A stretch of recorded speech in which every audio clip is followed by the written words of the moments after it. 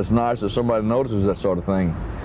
The mystery and the mystique is what keeps it all alive. In the history of country music, there is no way you won't come across the big name, Conway Twitty. The successful musical icon was a major player in the country music world in the 20s, with over 40 tracks topping Billboard's Hot Country Songs chart. This record stood still before Michael Straits put an end to it 2 decades later. However, beyond the remarkable success, a series of crises cast a big shadow on his career. Some started when he was alive, some followed him to his grave. Did he really have feuds with any artists? Let's find out. Who is Conway Twitty? If you're like everyone else who thinks this icon's real name is Conway Twitty, then you're in for a surprise. Conway Twitty was born Harold Lloyd Jenkins on the 1st of September, 1933 in Friars Point, Mississippi. The desire to change his name came from an effort to build a brand that would flow with conventional trends, as suggested by his manager, Don Seat. The name originated from 2 towns, Conway, Arkansas, and Twitty, Texas.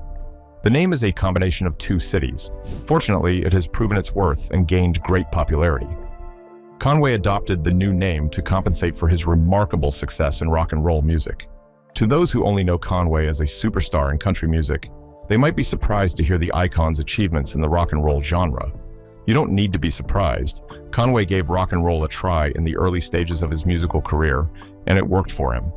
His first hit at success was in 1958 when he released the rock and roll song, It's Only Make Believe. However, the song faced numerous rejections from radio stations. Ohio Station, the radio that later decided to play the song, rejected the A side of the song, possibly because it was deemed unmarketable. As a result, they opted to play the B side, It's Only Make Believe. The decision favored Conway. The chosen track became a major hit. Initially, people believed the song belonged to Elvis Presley due to the significant voice similarities, but it turned out that the assumption became a blessing for Conway. Even till the end of Conway's career, people still compare Conway to Elvis Presley. Anyway, that is not a strange belief. Conway always regards Elvis as one of the big inspirations in music. Following the massive success of the rock and roll song, Conway believed his normal name, Harold Jenkins, didn't match up with the conventional trend in rock and roll. Therefore, using Conway Twitty looked more appropriate. He didn't drop his old name. He used the name Harold Jenkins for his country music songs. He kept on using the 2 identities until 1965. Conway abandoned rock and roll music and decided to fully migrate into country music. Why did he make that strange decision? He got fed up with the frenzy and the wild style in rock and roll. It was no longer charming to him. The noise of the crowd and the frenzied mode during the performance no longer fascinated him. During a performance in New Jersey, Conway couldn't handle the fans' behavior, so he had to walk away in the middle of the show. Following the show walkout, he sued his manager to be released from his contract. Conway's sharp exit from rock and roll spoke a lot about the dissatisfaction he had endured for a long time in his career. However, the sudden shift to country music still seemed odd. Chasing passion over results was the toughest decision he made. He paid a big price for making such an abrupt change. He had to start again from the bottom of the ladder. Many disc jockeys on some country music radio stations rejected his first few albums. A very determined and ambitious Conway never gave up. This showed how resilient he was in his decision. It was not a surprise that fortune later found him in 1968. The song, The Image of Me, reeled in big success, making the top 5 country hits. That was all he needed to attach his feet to the pedestal of success. He kept on riding on the wave of success from 1968. After the first hit song, he recorded Next in Line in November of the same year. In 1970, he achieved significant success with the track Hello Darlin', which spent 4 weeks at the top of the country music chart, making it Conway's most popular song. In 1971, his musical relationship with Loretta Lynn began. The duo recorded the super successful song After the Fire Is Gone. Following in the stream of the big success, they progressed in recording several other great tracks.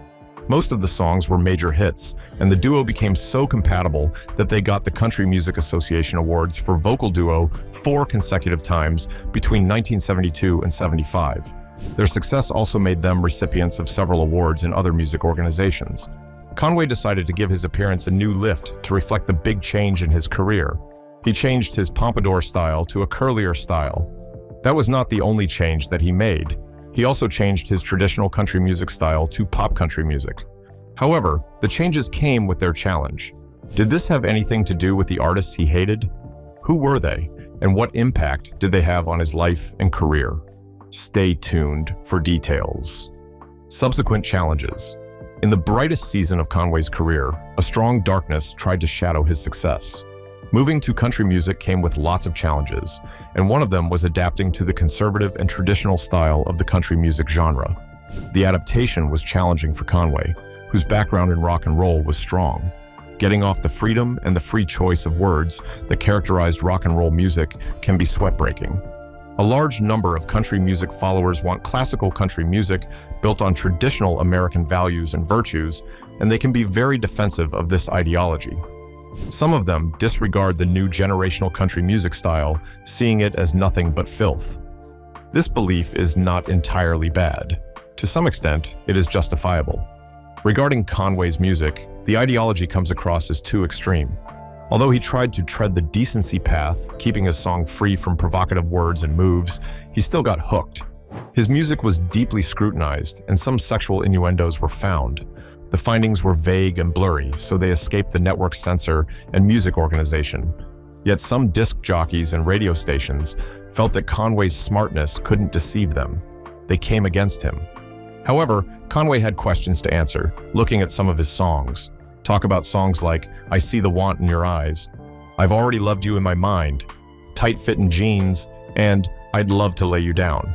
These songs are slightly off the moralist book. People found uncanny meaning in them. The songs might not carry dirty words, but they drive the mind down a slope, and all you need is just a touch of a finger. The critics tried to figure out what Conway was driving at, but it was still unclear and undefined. The 1973 song, "You've Never Been This Far Before," had many leaks that critics had issues with, and it was the perfect evidence for their judgment. Take a look at this lyric, "As my trembling fingers touch forbidden places." Although this cut of the lyrics did not create any direct explicit image, it carried a suggestion. Many disc jockeys regarded the lyrics as inappropriate. Conway's bum bum refrain also had an unpleasant image. Most disc jockeys couldn't take their eyes off the offense made by Conway's song against the traditional country music rules. Most of the country music DJs rejected the song. Likewise, some radio stations didn't welcome it. Normally, the song ought to fail considering the odds against it. Strangely, that was not the case. The rejection gave the song a bigger boost. People were curious to listen to the song. They wanted to know how bad it was. At that age, many people were fed up with the traditional system. They wanted to break free from the old ways, be liberal and unhinged. When they got their hands on the song, it was the answer they had been looking for. The rejection gave the song a strong drive. "You've Never Been This Far Before" rose to the #1 on the Billboard chart. It became the song that everybody wanted. It reflected the suppressed taste of the new generation of country music fans. Seeing the big success, Conway knew that he had big fans. He explored this newfound success and journeyed to pop country, a subgenre of country songs that carried the contemporary generation along. Conway became the quiet bad boy, making use of obscure, appealing lyrics to get his song to the audience. At that point, the DJs were no longer his problem. They had no option but to play his song. At the same time, the radio station did not want to lose audience. They all danced to Conway's tune, which was a big relief for the superstar. Conway wanted to explore more deeply. He knew that a partnership with the opposite sex would significantly validate his style and give him a strong point against other competitors. The perfect person for this job was Loretta Lynn. Loretta Lynn is one of the few open-minded ladies who doesn't give a strong priority on morals. All she needs is to explore new horizons, gliding freely through the waves of celebrity glamour and glitz, get the fans what they want, and drive them high. Collaborating with men with low regard for the tradition is no barrier to her. It was a perfect choice. Conway and Loretta ended up making a perfect duo, taking country songs to new heights and winning the Best Duet Award year in, year out for 4 years. It was a big feat for the duo. No other duet could match up with this feat except for the George Jones and Tammy Wynette duo. What about investing in a business to compensate for the musical success and planning for the dry season move? This was the exact mindset of Conway when his musical career was on a smooth ride. He thought about starting a business venture, something to cover up when the tide of music goes down. This was the exact move that gave birth to Twitty Burger. Twitty Burger and the Jenkins versus Commissioner case. Conway had a good plan for the Twitty Burger, but the new company already had its plan, one that subjected Conway's career to one of its biggest challenges. Twitty Burger started on a good note. The burger was far from the average hamburger that is common everywhere. The company had a unique recipe, something that gave the burger a special respect. The hamburger consisted of a hamburger patty, 2 slices of bacon, a bun, and mayonnaise for dressing. What set the hamburger apart from others was the graham cracker-encrusted pineapple that was placed on top. The hamburger became popular and a delicious snack that everyone wanted to have a bite of. The snack created a name for itself. Even Elvis Presley's peanut butter and banana sandwich couldn't match up to it. Conway perceived that the hamburger was a unique snack and a fail-proof product. In regard, he decided to open restaurants to serve it, planned that it would be a franchise and would have locations all across the United States like McDonald's and others. He used his fame as a tool to attract investors into the business. Many entrepreneurs in the country music industry decided to partner with Conway in this new business journey. Within a short time, $1 million capital was raised for the business, with notable names like Merle Haggard, Sonny James, and songwriter Harlan Howard, among others, joining the train of music friends who invested in Conway's big dream. Should we say that Conway's dream was too big for his capability, or should he be faulted for being too ambitious regarding starting a business from the high side, using debt instead of starting small and experimenting with limited funds? The new business didn't measure up to expectations. It was marred by poor management, and in no time, the business crashed down like an airplane that lost its engine mid-air. May 1971, the business shut down, and at that point, it dawned on Conway what a mess he had found himself in. The knob of the crisis was switched on. Addressing the big failure, he jokingly made a reply in an interview saying, "What I know about is how to make records and how to sing songs, and I'm not too good at anything else, and Twitty Burger is a prime example." That is not much of an excuse to give to investors. Conway knew he was at a crossroads where he had to choose between saving his name or tarnishing his legacy. He chose to save his name. He started by writing off repayments to his investors on his 1973 and 74 income taxes, which drew the attention of the Internal Revenue Service. Conway took a $93,000 business expense on his taxes and a year later took another $3,600 in expenses. The IRS had an issue with Conway's use of his country music earnings to cover another business under the name of Twitty Burger, which was not financially wise. Conway saw no problem in paying off his debt using his earnings from country music. To him, it was a move to save his reputation. He believed that taking such action was not wrong in any way. The $19,600 repayment expenses significantly contributed to saving the musician's reputation. Conway knew he was on soft ground in his music career. This was the point at which he had just transitioned into country music. He was already facing a crisis of acceptance, and adding the debt crisis to it spelled doom. Conway made a statement regarding this issue in an interview saying, "It was the morally right thing to do," Twitty insisted. "They put their money in Conway Twitty, and Conway Twitty did it all wrong. That's why I paid them back."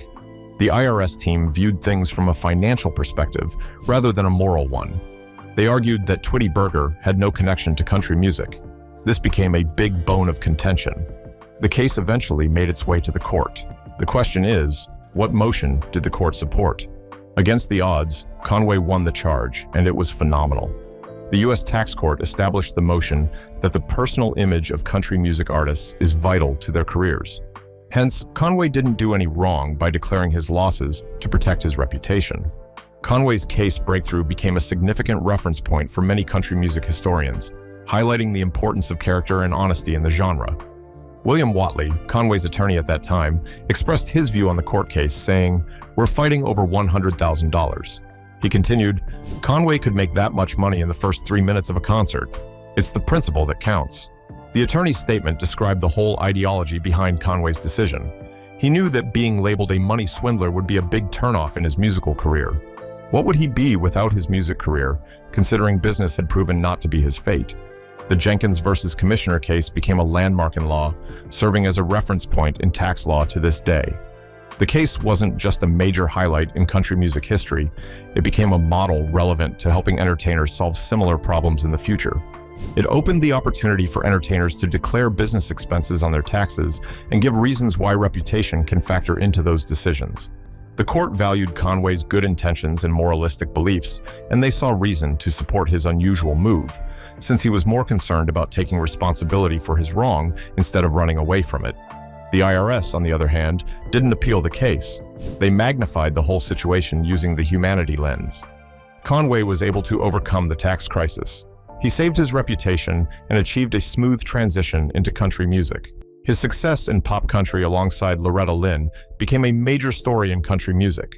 Awards were pouring in and shows were coming in continuously, indicating he was at the peak of his career.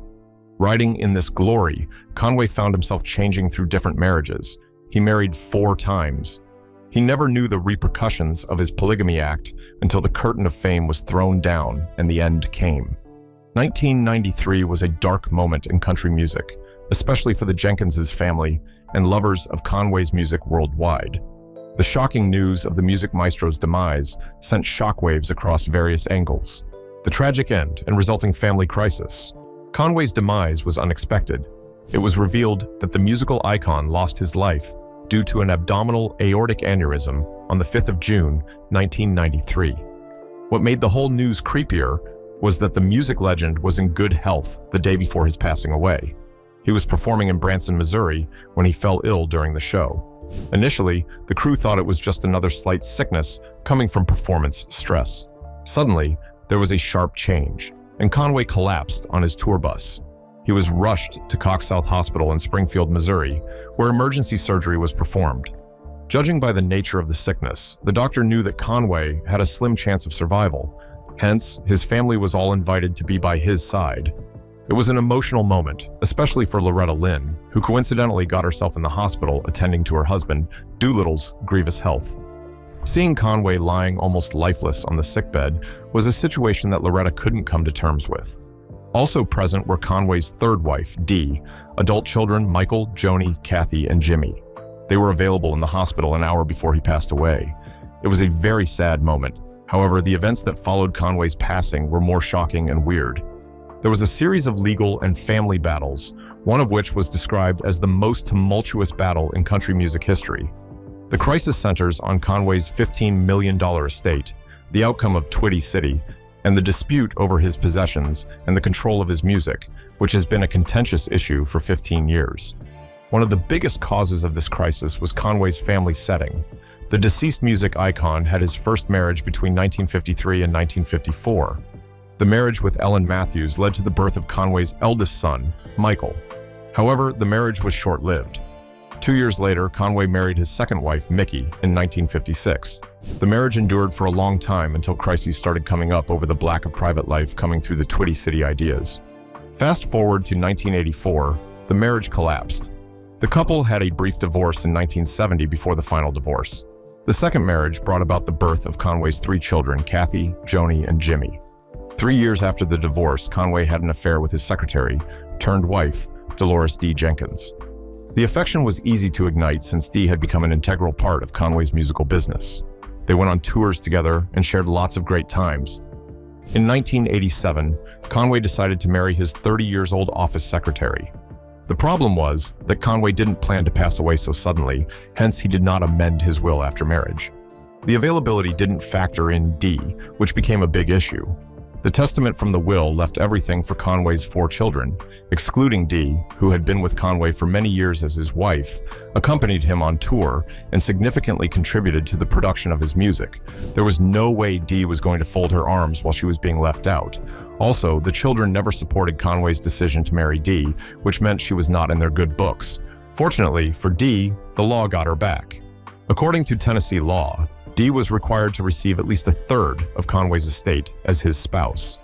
This fact placed the future of Conway's estate and Twitty City on risky ground. The Twitty City, which was built to embody the legacy of Conway Twitty, his family, and future generations, had become a subject of a serious conflict. The mansion was built to contain different houses for Conway's mother, his 4 children, as well as a roomy mansion for himself and his second wife. The house was also decorated with elaborate gardens, an extensive gift shop, and a large Christmas light display. All these side attractions made the mansion tour a worthy location for Conway's fans and lovers. Conway's second wife, Mickey, was not comfortable with such public life, leading to their eventual divorce. Unfortunately, the legacy was torn down by a series of legal battles. The court executors gave Dee the right to control the affairs of the estate, while the children and grandmother were sidelined. This created a significant tension, prompting the court to intervene, and Dee was ultimately justified. Following the court case, the children were sent out of the estate, including the grandmother. Not long after, the grandmother passed away due to the stress. Conway's children couldn't come to terms with the reason why the court favored Dee in its judgment. Kathy, one of Conway's daughters, took the situation to the public space through the local newspaper, The Tennessean, and the news of the crisis spread like wildfire, with the public weighing in on Conway's children. Seeing this sudden turn of the situation, she made a sharp move, raising a motion to liquidate the Twitty estate, including the Twitty city, memorabilia, all artifacts, musical instruments, and trophies, even down to the family's baby photos and love letters between Conway and his second wife, Mickey. Dee took the aggressive step. Guess who was assigned to catalog the entire property? It was Dee, as ever. When the children expressed disinterest in that choice, they were subjected to more extreme legal judgment, which barred them from accessing the property. The properties, including everything from materials to the legacy itself, were all auctioned off. Dee was more concerned about the money. She had no emotional tie to them. To her, winning the war was more important than preserving the legacy. However, everyone always had everything to fight for. The estate property was sold at $3 million, while the Conway's item earned $1 million at auction. Everyone got their deserved shares, of course.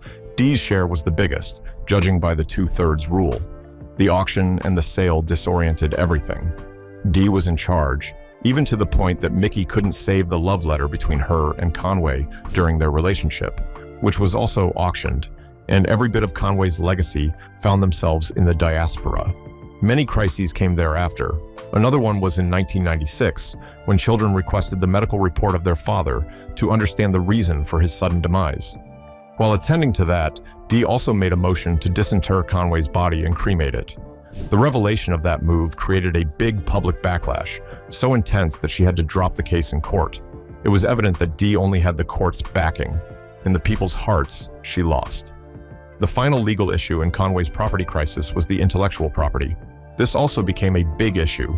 The two parties couldn't agree on a level ground as to how the property would be shared. When the case reached a crisis point, Dee suggested auctioning them and sharing the proceeds. The court didn't agree to public auctioning this time. They ruled for a private auction within the family. The heir, representing the 4 children, secured a bid of $4,200,000.